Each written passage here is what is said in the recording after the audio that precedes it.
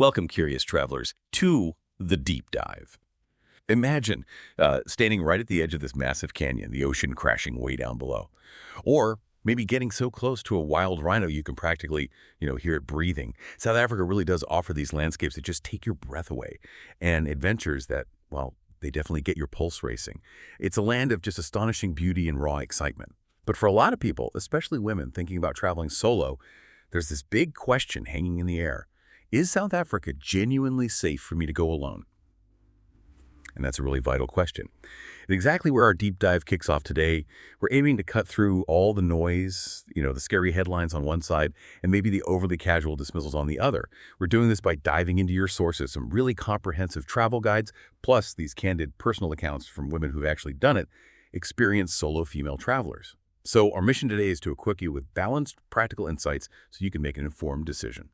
And, okay, spoiler alert, traveling South Africa alone as a woman, it isn't crazy. Not at all. But it absolutely demands smart choices and, thorough preparation. Okay, let's unpack this then. Before we even dive into the safety details, what is it about South Africa that pulls people in so strongly? What makes it such a magnetic destination? Well, it's a country that, honestly, it kind of has it all.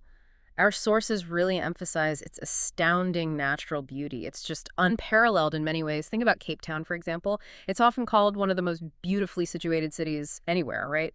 Tucked between Table Mountain and, well, two oceans. And then picture the massive wildlife-packed plains of Kruger National Park. It's just gorgeous, plain and simple. Right, Kruger. You hear about it all the time for wildlife. And for good reason. It offers some of the absolute best wildlife viewing on the planet. It's an outstanding safari destination, not just for seeing animals, but for the sheer concentration of them. Lots of places promise the big five, but in Kruger, your chances of spotting even the really elusive ones, like leopards, they're significantly higher than in many other African safari spots. It's genuinely world-class. Okay, so amazing scenery, incredible wildlife, got it. But what about that adventurous spirit you mentioned earlier? Does it deliver on the thrill factor? Oh, absolutely. Places like New Zealand get a lot of the hype for adventure travel, and rightly so, but South Africa definitely gives it a run for its money, and often actually at a much more accessible price point. You can do things like bungee jumping off the Storms River Bridge, that's a truly epic leap, or for something completely different, you could try crocodile cage diving down in Oudtshoorn. There's really an adventure for pretty much every level of daredevil out there. Crocodile cage diving. Okay, that's intense. It is. And then, switching gears completely, there's the wine. South Africa is a favorite wine country for so many people. The wines are exceptional and just surprisingly affordable. Our sources were raving about like the magical vanilla notes in some South African Chardonnays. And the local stars like Chenin Blanc and Pinotage, they're absolute must-tries. And the prices. Honestly, they often feel absurdly low for the quality you're getting. That sounds like an absolutely incredible mix. Beautiful, thrilling, delicious. And it won't completely drain your savings. Exactly. That's a point our sources hit again and again. South Africa's affordability. For travelers coming from, say, Europe or North America, the exchange rate often makes it possible to have this outstanding adventure-packed trip for significantly less than you'd shell out for something similar in Australia or New Zealand. You get remarkable value. Okay, here's where it gets, well, really interesting, I think.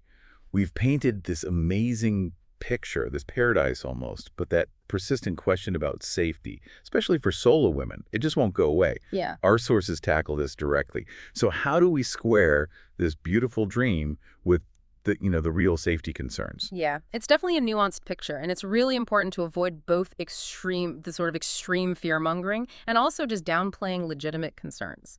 South Africa does have a high crime rate. That includes violent crime. That's just a fact we have to acknowledge. Yeah. However, and this is key, much of this crime is very localized, often in areas that tourists wouldn't typically visit anyway.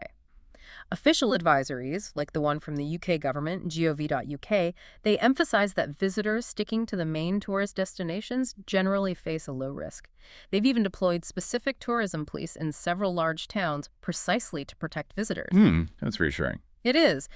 That said, it can still be, well, a bit unnerving when you first arrive. You see a lot of homes with these huge fences, sometimes barbed wire, and you hear locals talking about their security systems. It definitely creates a sense of heightened awareness, Yeah, I can imagine. And, A lot of the fear-mongering you might see, especially maybe in some American cable news reports, it often comes from outdated perceptions. People might still associate the country with conflicts from the 90s or post-apartheid imagery that isn't really reflective of the tourist experience today. Even more recent, high-profile news stories, things like Nelson Mandela's passing or the Oscar Pistorius trial, while obviously significant events, they don't necessarily paint an accurate picture of the day-to-day reality for tourists in the main travel zones now. It can lead to this sort of overblown sense of danger. So it's about understanding the context, not just grabbing onto the scary headlines. But how does this play out specifically for women traveling alone? Is there a difference based on, say, how much solo travel experience you have? Yes, this is a really crucial distinction that came up repeatedly in the sources. For first-time solo female travelers, the general consensus is that South Africa is probably not the best starting point. Okay, why is that? It really boils down to the constant need for vigilance, especially against petty theft. It requires a certain level of situational awareness that's maybe better developed on trips to places with fewer safety considerations first. Now, if a first-timer is absolutely set on South Africa, the strong recommendation is to join a reputable group tour. Companies like G Adventures were mentioned. They run tours like the South Africa and Swazi Quest. They offer local guides, structure, and a focus on sustainable practices, too. Right, so a tour group provides that extra layer of support. Exactly. Or another option mentioned is the Baz bus. It's a kind of hop-on, hop-off backpacker bus service. It connects hostels and key tourist spots along the coast, helps you meet other travelers, and you can even add on a Kruger safari package. It offers structure, but still some independence. Got it. But what about women who have traveled solo before? Ah, now that's where the picture changes. For women who are experienced solo travelers, South Africa is actually seen as fantastic. If you already have solid safety practices ingrained from previous trips, you know how to be aware, how to manage your belongings, how to navigate cities solo, then you can absolutely handle South Africa safely and enjoy everything it has to offer. You can confidently use things like the Cape Town hop-on, hop-off bus, explore independently, and really soak it all in. So experience really makes the difference. It does. Now, it's still important to acknowledge that while rare outlying incidents can happen, one source mentioned a rock-throwing incident involving the Blue Train back in 2012. Thankfully, no one was hurt. But it's a reminder that you always need to be aware of your surroundings, even in seemingly secure situations. The key is preparation and awareness, not letting fear paralyze you. That's a really helpful distinction. Okay, so what does this all mean for you, the listener, the traveler? When it comes to actually getting around and staying safe on the ground, what's the practical toolkit we need? Right, getting around South Africa. It does take a bit more planning than maybe some other destinations where public transport is super extensive, but there are definitely good options. Flying is very efficient. There are lots of domestic routes connecting major cities and tourist hubs, and budget airlines like Hulula make it pretty affordable. Okay, flying helps cover the long distances. What about within cities? That's where ride-sharing services like Uber have been a real game changer. They offer reliable taxis, especially in the big cities like Cape Town, Johannesburg, Durban. Now, here's a specific tip from the sources. Strongly consider using Uber Black over the standard UberX. Why Uber Black specifically? Well, it costs a bit more, yes, but it connects you with professional drivers, often with better vehicles and more experience. One traveler shared a pretty frustrating story about an UberX driver in Cape Town who got completely lost and seemed really unprofessional. Using Uber Black just adds that extra layer of reliability and peace of mind, which can be worth the small extra cost. Got it. Worth the upgrade for reliability. What about trains and buses? For trains, the GO train in Johannesburg is excellent. It's modern, sleek, safe, and connects the city center with the OR Tambo Airport. It's a great option there. However, the sources were very clear. Avoid the Metrorail commuter trains. The infrastructure isn't great, and there's unfortunately a much higher risk of theft. For longer distances between cities, there are coaches like Greyhound South Africa and Intercape.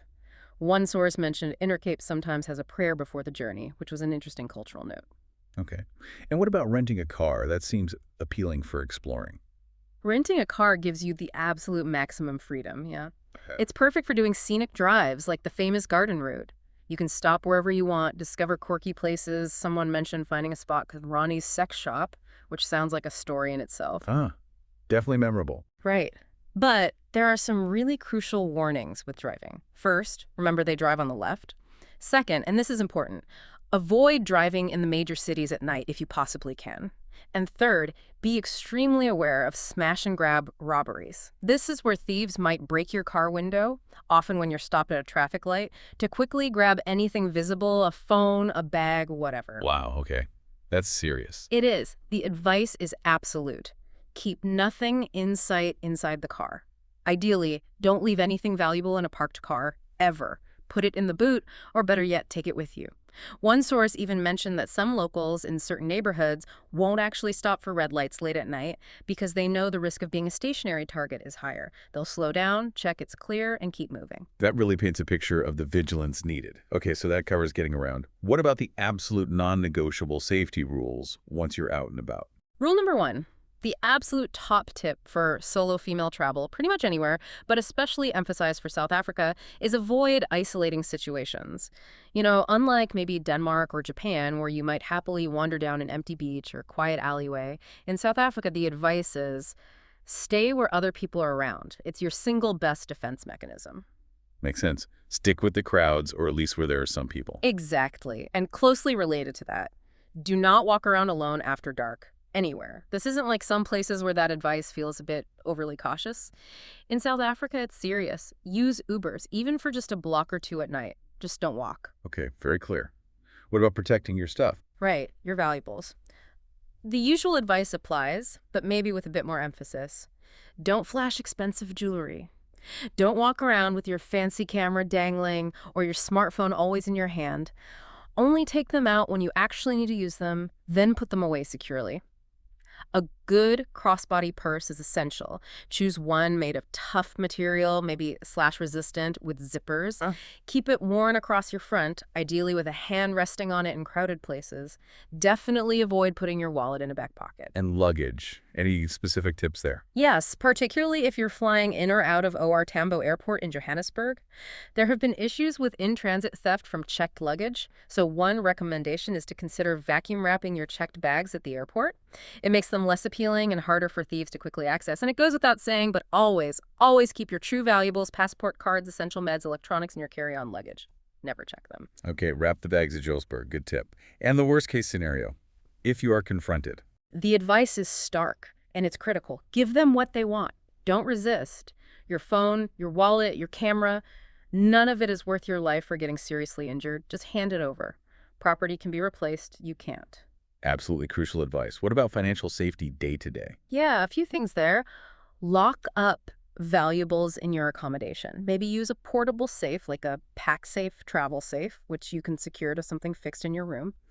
Carry an extra debit card linked to a different bank account than your primary one. Keep it hidden deep in your luggage, maybe with a small emergency stash of cash like $100. One really clever item mentioned was a speakeasy travel supply scarf. They look like normal scarves but have a hidden zippered pocket, perfect for stashing your passport, spare cash, or that extra card securely and invisibly on your person. Oh, that's smart. Isn't it? And for getting cash, only use ATMs located inside banks during banking hours. Avoid isolated or street-side ATMs, especially at night. And generally, try not to carry large amounts of cash around with you. You will likely encounter panhandlers, some might be quite persistent, and be aware of potential scams like people offering unsolicited help at airports or ATMs, then demanding a tip quite aggressively. Just be prepared, give a firm no, and keep moving. Don't engage. Okay, good to be mentally prepared for that. Any other specific cautions? Just a few quick ones. Be aware that late afternoon can sometimes see a bit of an uptick in petty crime in certain areas, like the Bo-Kaap neighborhood in Cape Town was mentioned. It's beautiful, but maybe visit earlier in the day. Never, ever visit a township without a reputable guide from a responsible tour company. It's not safe or appropriate to just wander in on your own. Be cautious with alcohol. The usual solo travel advice applies. Know your limits. Maybe stick to 2 drinks. Never accept drinks from strangers, and always keep your drink in sight. And environmentally, be mindful of water usage, especially if you're in the Western Cape. They've had severe droughts in the past, to the point where some places had hand sanitizer instead of tap water in bathrooms. Every drop counts. Right. And one more thing that came up. Politeness versus safety. Yes. This is so important. You have absolutely no obligation to be nice to anyone who is making you feel uncomfortable or unsafe. Trust your gut instinct. If a situation feels off or someone's giving you weird vibes, just leave. Remove yourself from the situation. Your safety comes way before worrying about seeming impolite. That's a powerful reminder. Okay, shifting gears slightly, but still really important. Our deep dive also highlighted the need to travel ethically, especially given South Africa's complex history and social landscape. Mhm. How can travelers ensure they're making a positive impact, not a negative one? This is incredibly important and something travelers are thinking about more and more, which is great. First off, scrutinize township tours very carefully.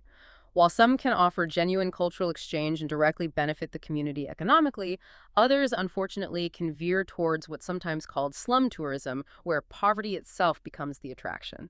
That's obviously not okay. So how do you tell the difference? You need to do your research. Ask, where does the money go? Does the company partner with local community organizations? Are residents involved and compensated fairly?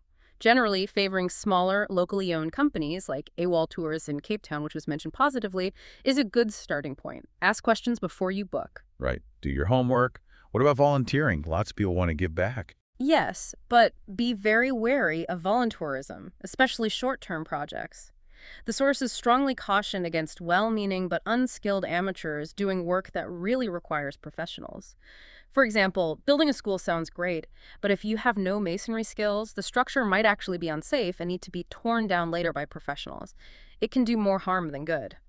The most effective short-term volunteerism usually involves skilled professionals like doctors, nurses, engineers providing a specific expertise that isn't readily available locally.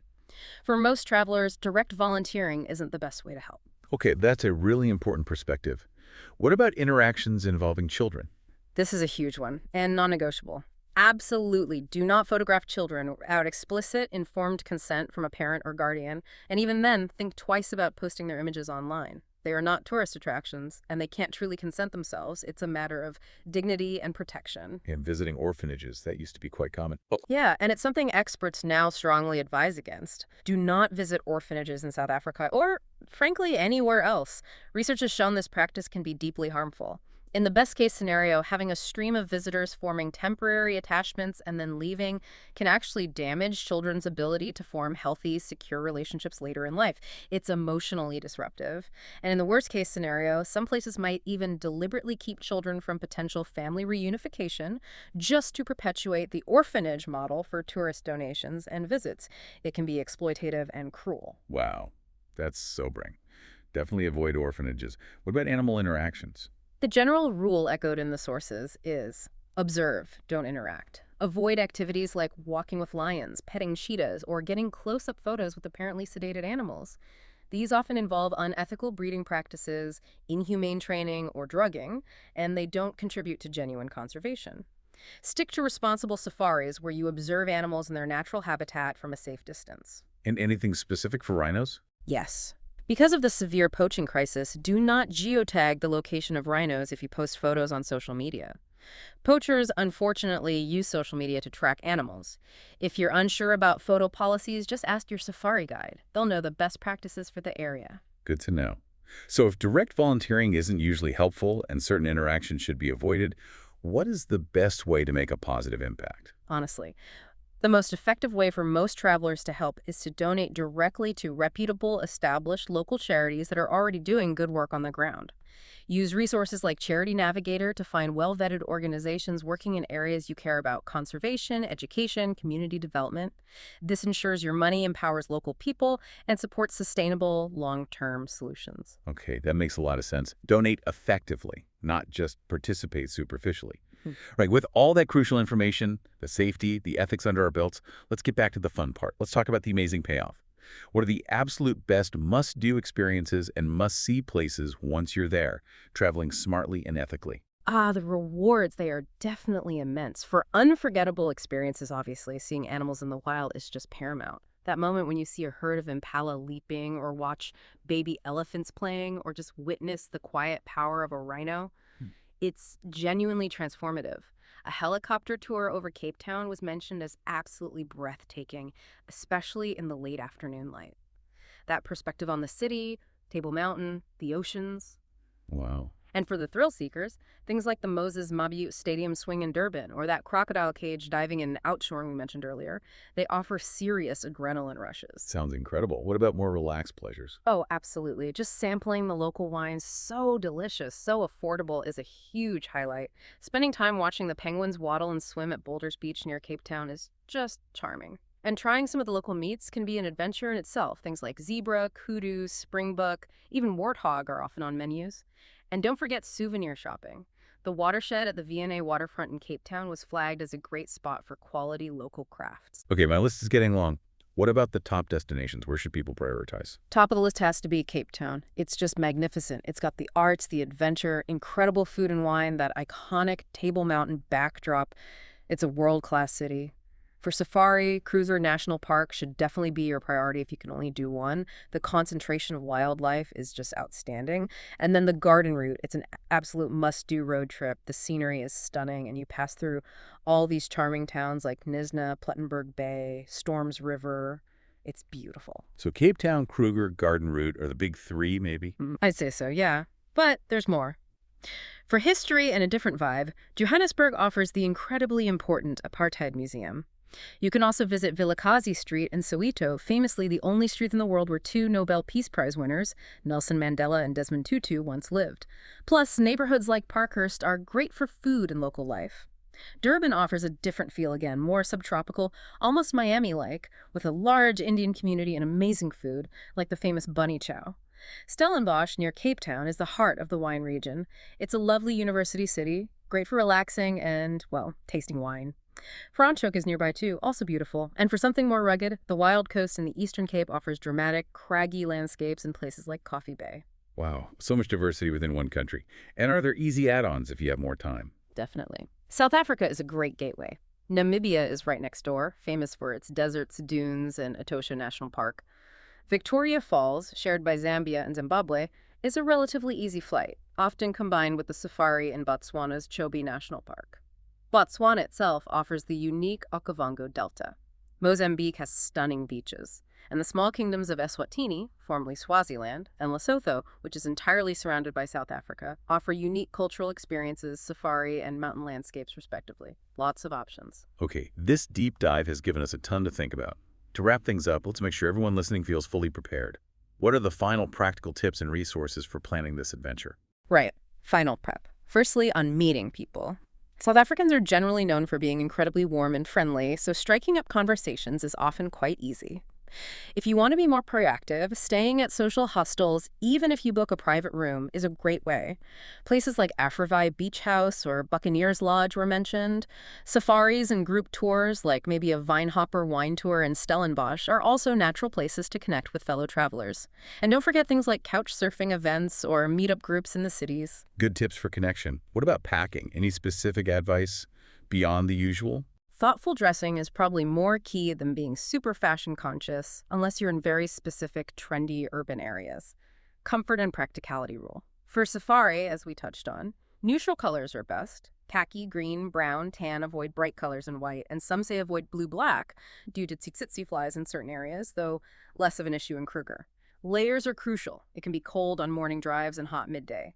Think dark green jeans or chinos, a tan t-shirt, a light fleece or jacket, maybe a packable puffer like a Uniqlo one for cold mornings. Definitely need sturdy closed-toe shoes like boots or sneakers. And sun protection is vital. Wide-brimmed hat, high SPF sunblock, SPF lip balm, sunglasses. Okay, safari sorted.